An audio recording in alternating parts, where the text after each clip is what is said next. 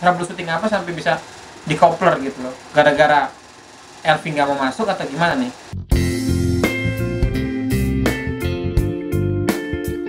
Perhatian, konten ini bukan konten menggurui atau mengajari. Konten ini hanya saling berbagi pengetahuan. Jika ada informasi yang salah dalam konten ini, mohon agar dikoreksi, terutama dari materi dan ucapan. Terima kasih. Oke, selamat datang para engineer. Baik lagi di channel saya, yaitu channel Engineer TV. Kali ini gue kedatangan tamu, yaitu Bapak Dikin ya. Temen gue dulu tuh udah lama banget ini, gue nggak ketemu sama dia lagi. Jadi gue tuh sama dia tuh dulu satu gawean ya di daerah Mega Kuningan, Office Tower, 56 lantai ya. Nah, sekarang gue ngundang dia ke channel gue buat nge-share ilmu aja, buat sharing kan. Nah, jadi gue pengen tanya-tanya dulu nih, Gondrong ini nih dulu, dia ini orang kontraktor gitu loh, tapi bisa sampai masuk ke engineering itu gimana sih? Nah, sekarang coba kita tanya aja nih sama orangnya langsung, biar teman-teman juga yang masih kontraktor bingung kenapa nggak bisa masuk engineering. Langsung aja kita tanya-tanya Gondrongnya langsung ya. Jadi gimana dulu, maksudnya Gondrong ini sebelum gue mau ceritain, namanya itu Sodikin ya. Namun sering dipanggil Gondrong, sering dipanggil Sodikin, tapi kita panggil Sodikin aja untuk kali ini ya. Nah, jadi gimana Pak Dikin? Dulu tuh kan perjalanan hidup sebelum masuk dunia engineering, dulu kan katanya, dulu kan kontraktor, kenapa bisa sampai mau masuk dunia engineering gitu loh? Panjang ceritanya sih. Coba mungkin bisa ceritain biar teman-teman bisa tahu gitu. Nih berawal sih, ya kalau saya sih kerja sebenarnya asik-asik aja di mana aja ya kerja. Di kontraktor, di project pun juga sebenarnya saya masih senang, masih enjoy ya kan. Berawal dari perjalanan itu pindah project sini ke sana ya kan, ya banyak yang ngasih masukan. Kalau boleh tahu dulu emang di mana, PT mana? Oh, dulu di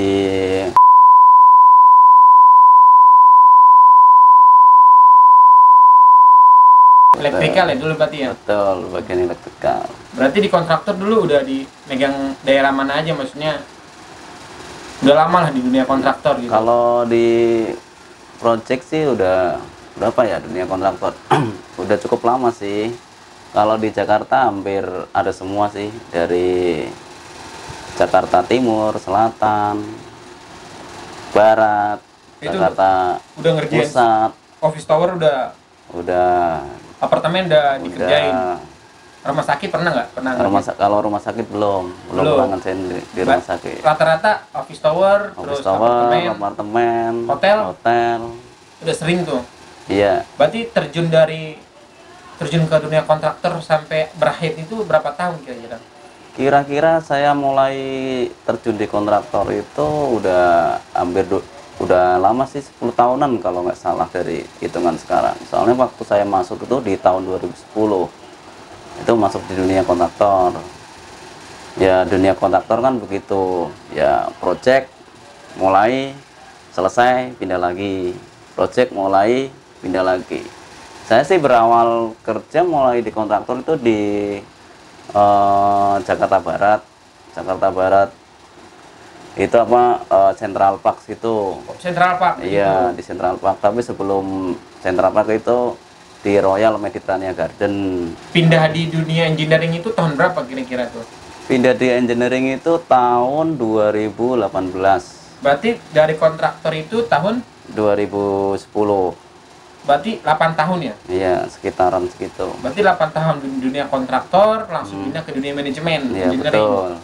Nah, kenapa sih lo kok mau gitu pindah ke dunia engineering? Padahal kan dunia engineering kalau kata orang kontraktor, gimana ya, banyak peraturan ya? Iya, banyak peraturan, ketat lah istilahnya. Gitu. Bagi yang orang yang nggak tahu itu sebuah apa ya, sebuah waktu yang emang mengikat dan menghalangin apa ya, waktu kita gitu. Itu bagi yang belum tahu. Sebenarnya kalau udah tahu sih namanya waktu bisa kita atur.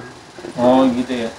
Lo terinspirasi kenapa sih maksudnya sampai mau Banyak terinspirasi itu dari teman-teman. Ya awalnya sih sebenarnya banyak, semua proyek itu setelah selesai pasti dari pihak manajemen itu pasti menawarkan untuk bergabung mau bergabung enggak.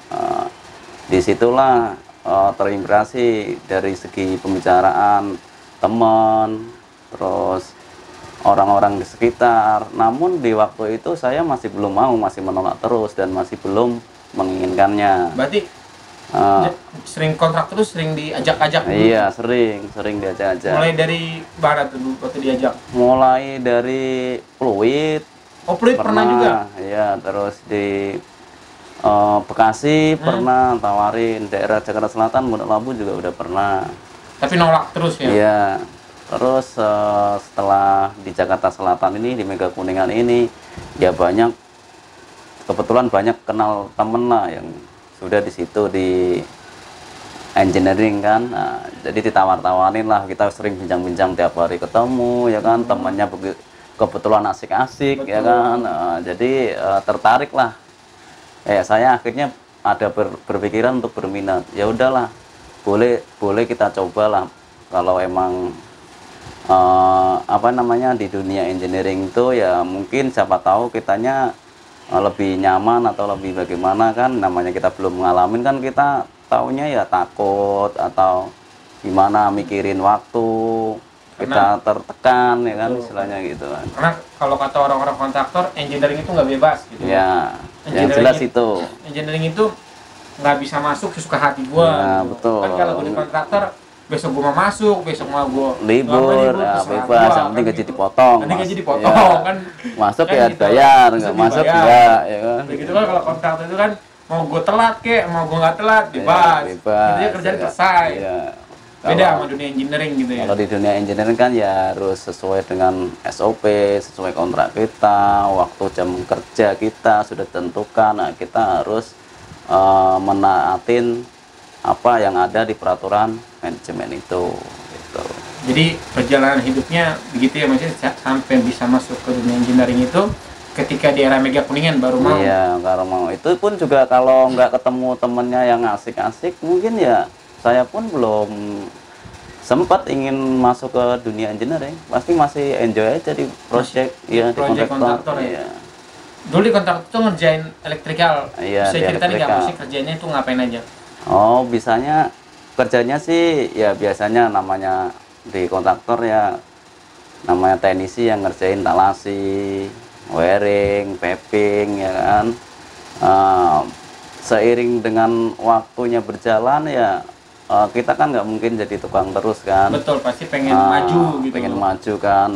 Kita akhirnya ditunjuk jadi foreman. Jadi pekerjaan saya ya nggak secara langsung megang kerjaan itu terus. Jadi tiap paginya ya kita bagi job desk. Ini ke sini ya. Berarti kita waktu masuk kontraktor jadi helper dulu. Iya, awalnya jadi helper. Naik lama-lama itu. Iya. Jenjang karir kan, namanya jenjang karir begitu. Betul. Dari berawal dari bawah. Pertama bawa palu, pahat ya kan, bobok. Iya, betul. Pasang MK, stop kontak ya kan. Lama kelamaan kan kita udah mulai bisa baca gambar, diagram ya kan. Nah, disitulah kita mulai bertemu namanya troubleshooting itu kan, kalau kita nggak bawa diagram gambar ya kita nggak tahu. Nah, makanya troubleshootnya di mana, nah, kita nyari itu troubleshoot itu. Nah, berawal dari itu makin hari makin lama kelamaan, bulan bertambah kan, makin tahun ke tahun kan ya akhirnya kan semua itu sudah dipelajari sih. Jadi makin lama makin bisa ya kan. Makin mengalami kendala ini, kendala itu kan. Berarti di dunia engineering udah berapa lama nih? Kalau di dunia engineering sih udah 3 tahunan ada kayaknya. 3 tahunan ya? Ya. Nyaman dengan kondisi kerjaan sekarang berarti? Maksudnya dalam artian engineering itu nyaman nggak? Ketika masuk dunia engineering dengan dunia kontraktor? Oh, setelah masuk engineering baru saya mengetahui bahwa apa yang saya bayangkan itu selama sebelum masuk itu berbeda. Berbeda. Jadi di dunia engineering itu sebenarnya lebih enjoy, malah lebih enak ya kan, lebih nyaman ya kan. Teratur lah. Lebih teratur ya kan. Jadi cara kerja kita pun juga di waktu pun juga udah di schedule sebelum kita kerja kan, udah di schedule waktu lo kerja bulan ini bulan depan itu udah terschedule semua. Jadi kita sebenarnya malah bisa mengatur waktu-waktu itu. Oke, jadi gitu. buat teman-teman nih barangkali pada takut nih masuk Nah, dunia engineering, betul. kontraktor kan rata-rata pada diajakin sama manajemen tapi pada nolak gitu. Ya, padahal sebenarnya mungkin di hatinya pengen ya, gitu. cuma masih ada rasa takut, Rasa keraguan, ragu. ya kan, ragu lah. Yang jelas sih ragu, takut sih enggak. Mungkin gimana ya, bagi teman-teman yang masih di kontraktor itu bolehlah kita mencoba, biar tahu daripada kita penasaran atau takut, ya kan, atau cuma ragu, ya kan.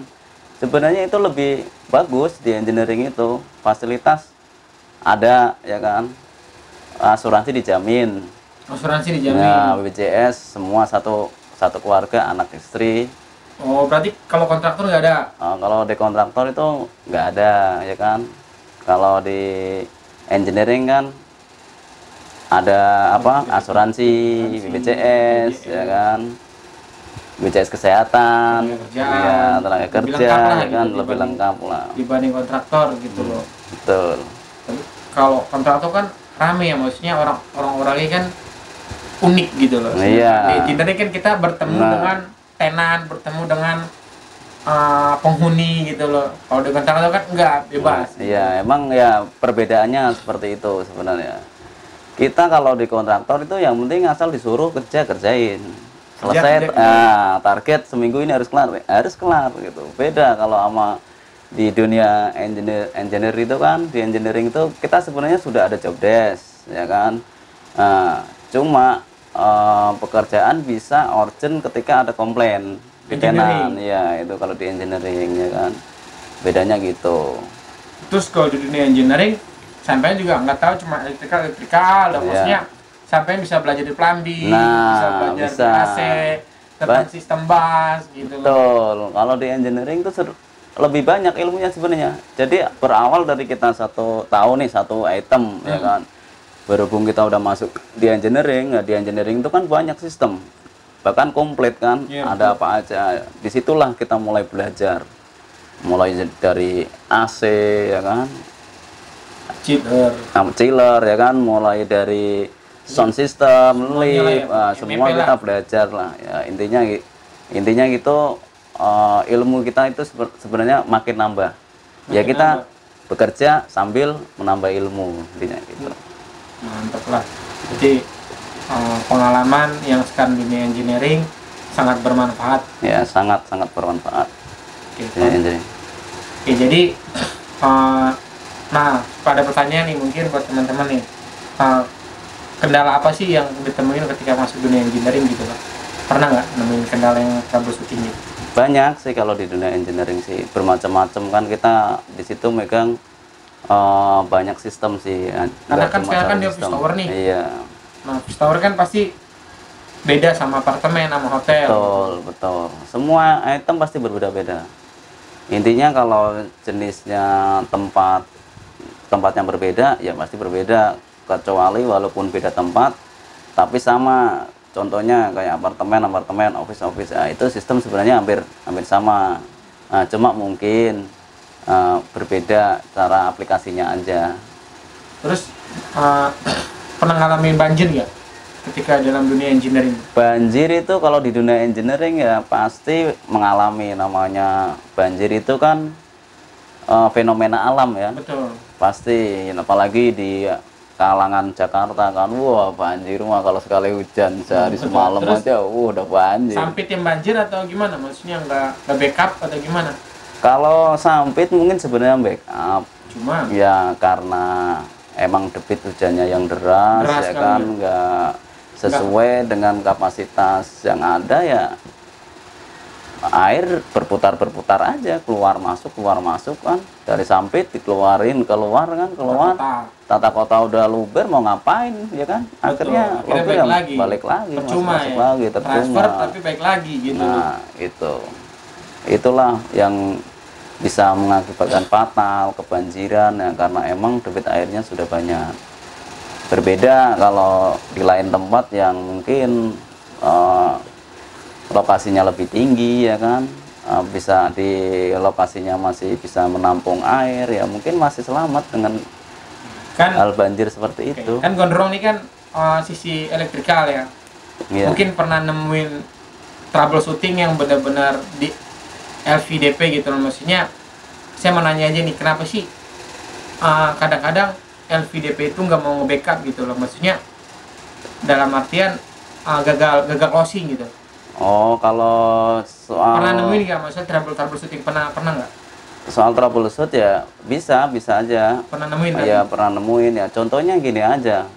Breaker di ACB itu kan ada yang namanya UPT. Ya, UPT, undervoltage gitu. Iya, UPT itu kalau emang lagi trouble atau sudah terbakar ya kan, dia otomatis tidak kerja, tidak memfungsikan pompanya itu. Troubleshootnya itu dia tidak bekerja dan akhirnya si ACB itu tidak bisa on. Jadi ketika off kembali lagi on, yang seharusnya on dia nggak bisa. Nggak mau balik lagi. Ya nggak mau balik lagi. Ya. Pernah nemuin kayak gitu masalah itu? Pernah. Jadi akhirnya ya genset yang backup. Genset yang backup. Betul. Terus akhirnya penanganannya diganti PT-nya atau? Penanganannya diganti. Setelah diganti ya wes beres pokoknya. Dulu juga Pak Gondrong nih pernah ngapler si antara LV ya? Oh itu pernah. LV1 dan LV2. Pernah, nah itu bisa ceritain nggak? Barangkali teman-teman kadang-kadang kan bingung gitu cara ngapler itu gimana gitu loh. Oh bisa, kalau sistem kopler itu kan ya namanya kopler kan manual ya. Betul. Ya jadi kalau sistem manual itu ya kita secara sistem full kita manual semua. Setelah manual udah dijalanin baru kita kopler. Kopler itu sebenarnya keadaan darurat. Ya sebenarnya kita sudah bisa pakai genset. Mungkin kalau menggunakan genset dengan waktu yang lama kan menghabiskan solar. Jadi langkah yang kita pakai itu ya ngopler itu. Berarti kenapa troubleshooting apa sampai bisa dikopler gitu loh? Gara-gara LV nggak mau masuk atau gimana nih? Kita ngambil langkah kopler itu kan ketika incoming ACB LVMDP utama troubleshoot kan. Oke, berarti dia nggak dapat power nih. Nah, jadi power PLN itu nggak bisa masuk. Ya. Otomatis yang backup genset. Betul. Nah, berhubung itu memperbaikinya membutuhkan waktu agak lama, kalau di backup genset menghabiskan biaya solar yang banyak ya kan. Nah, kita ambil langkah untuk kopler. Tapi kopler itu ya kita harus hati-hati karena itu emang manual ya kan, kita harus full manual. Ketika mati lampu pun juga genset nggak bisa backup karena kita sudah melakukan sistem manual. Oh begitu ya. Tapi berhasil sampai berapa lama tuh ngopler? Berhasil itu ngopler berapa jam ya waktu itu? Udah lama sih, lupa, mungkin bisa 5 jam atau 6 jaman. Karena sayang solar juga ya, daripada genset yang masuk, mendingan gue ngopler gitu loh. Betul, sebenarnya sih bisa-bisa aja pakai genset otomatis karena kita dari segi perhitungan solar per jamnya berapa ya kan, terus kalau di kurs rupiahnya berapa ya kan. Inisiatif lah karena jadi mungkin, oh gitu ya. betul. Jadi daripada teman-teman bingung ketika genset atau daripada genset yang masuk kan di SCB-nya sayang akan solar gitu kan, lebih baik di kopler aja tapi dengan hati-hati gitu loh, dengan prosedurnya gitu. Ya sesuai prosedur dan sesuai SOP. Setiap di sistem gedung itu kan ada SOP-nya masing-masing, langkah-langkah yang kita lakukan dari A ke B ke C ya kan, semua kan udah ada SOP-nya. Yang penting kita selaku menjalankan SOP itu ya dengan hati-hati, menjaga keselamatan ya. Yang penting K3-nya kita tetap K3-nya tetap kita jaga sesuai lah gitu. Dulu juga Pak Gondrong ini kan sempat ngalamin troubleshooting masalah roof tank yang nggak mau isi.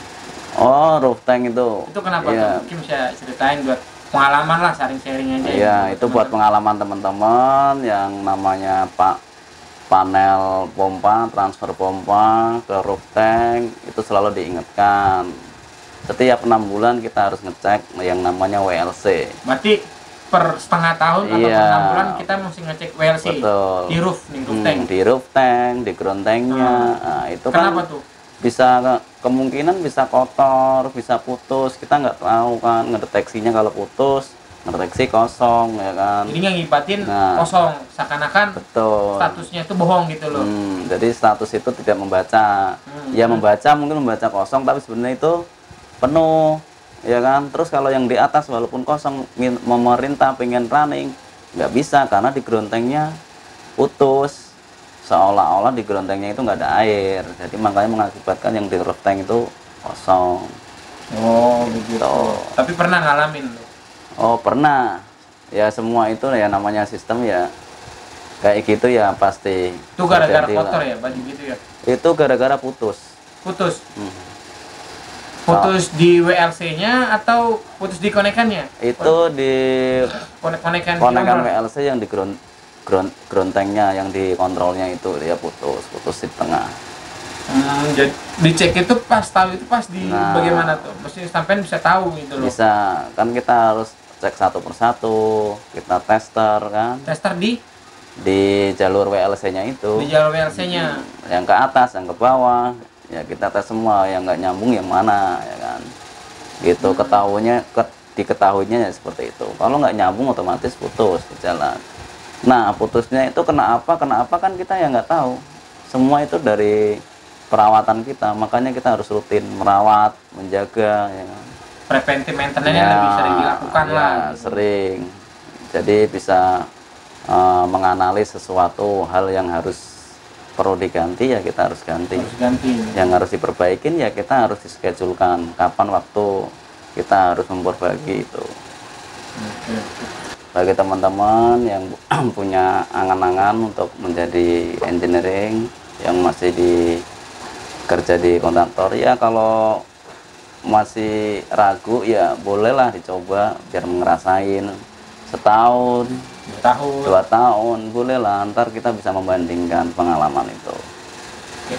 Selama 3 tahun Pak Dikin di dunia engineering ya, ada troubleshooting yang sulit nggak? Beda gitu loh kontraktor. Kalau di engineering mungkin ya yang sangat sulit banget yang pernah nemuin gitu. Sulit sih ya ada, mungkin sulit sebagian yang karena kita belum paham aja.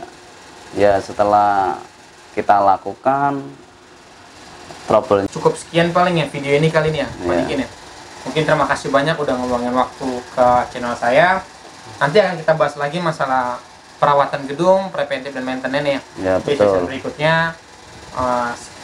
Jadi untuk teman-teman saya ingetin lagi, jangan takut untuk melangkah ke depan, jangan ragu untuk menginjak sesuatu, karena kita nggak bakal tahu ke depannya itu seperti apa. Ya, semua yang penting kita maju, lakuin lah. Mungkin apa yang kita inginkan, ada kesempatan. Mungkin Pak Dikin karena dulunya kontraktor bisa kasih pesan-pesan buat teman-teman yang kontraktor yang sulit banget atau takut gitu untuk melangkah untuk ke dunia engineering gitu loh. Oh ya, ini bagi teman-teman semua ya yang masih di kontraktor, mungkin masih penasaran di dunia engineering itu seperti apa. Cobalah kita untuk terjun di dunia engineering dan kita merasakan apa yang sebenarnya di dunia engineering itu seperti apa. Jadi kita baru mengetahuinya, janganlah ragu lah untuk mencoba. Salam engineering. Paling gitu aja ya dari teman-teman ya, dari saya sama Gondrong atau Dikin. Oke, salam engineer. Kalau teman-teman ada yang bingung dan ingin nanya sesuatu, isi aja kolom komentar. Ingin podcast seperti apa, teman-teman isi biar nanti kita ke depannya atau saya bisa membuat podcast yang lebih baik lagi. Oke, terima kasih. Salam engineer.